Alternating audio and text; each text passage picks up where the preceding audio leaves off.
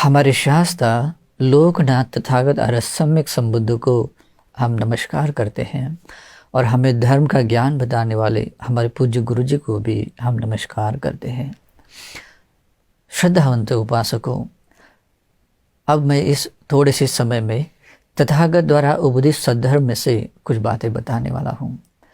भगवान बुद्ध ने इस संसार में सर्वोत्तम श्रेष्ठ निब्बान सुख के बारे में बताया है। भगवान ने दिव्य लोक के दिव्य सुख के बारे में भी बताया है। भगवान बुद्ध ने इस मनुष्य लोक के मानवीय सुख के बारे में भी बताया है। इन सभी सुखों के बारे में बताते हुए भगवान ने कहा, इन सभी सुखों का आधार हमारे द्वारा किए गए पुण्य कर्म है, कुशल कर्म है।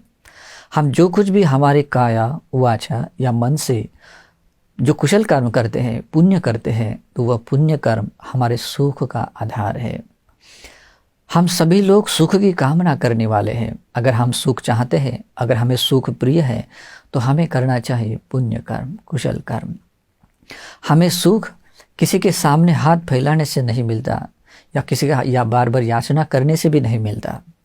हमारे द्वारा ही किए गए कुशल कर्म से, पुण्य कर्म से ही सुख मिलता है।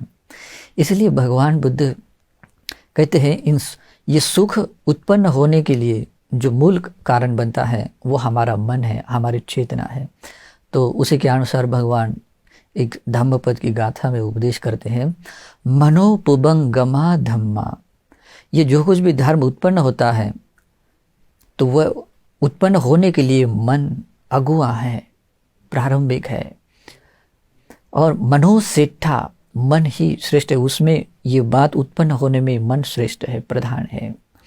मनोमया, वो बात मनोमय है, जो कुछ भी उत्पन्न हो।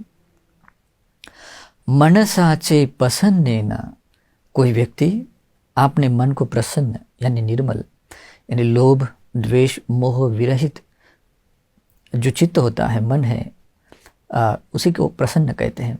मनसाचे प्रसन्नेन भासति वा करोति वा। कोई व्यक्ति अपनी वाणी से कोई बोलता है, तो जब हमारा मन प्रसन्न होता है, लोभ रहित द्वेष मोह से बिना जब हम कुछ वाणी से कुछ बोलते हैं, तो वो सुभाषित ही बोलते हैं, सत्य ही बोलते हैं।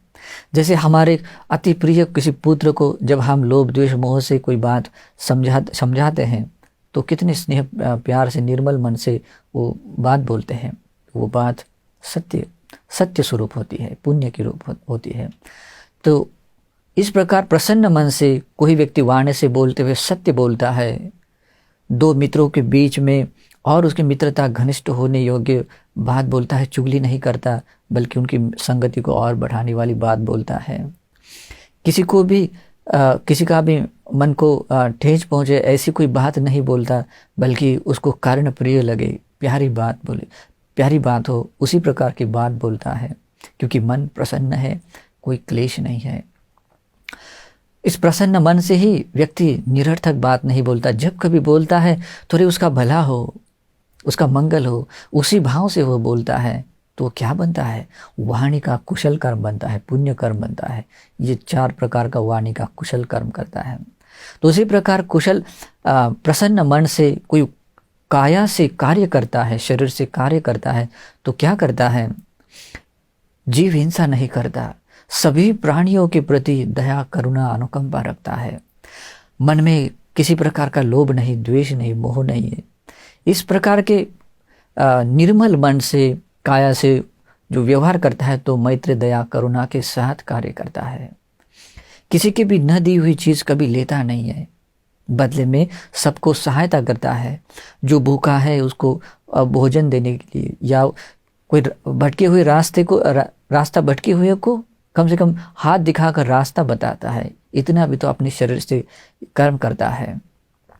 चोरी नहीं करता, किसी को भला करना हो तो 2 वचन प्यार के वचन बोलता है, और व्यभिचार नहीं करता। इस प्रकार प्रसन्न मन से कोई बोलता है तो वह कुशल कर्म करता है। काया से कोई कर्म करता है तो वो भी कुशल कर्म करता है। तो भगवान बुद्ध कहते हैं, तत्तो नंग सुख मनवेति छायावान पायनी।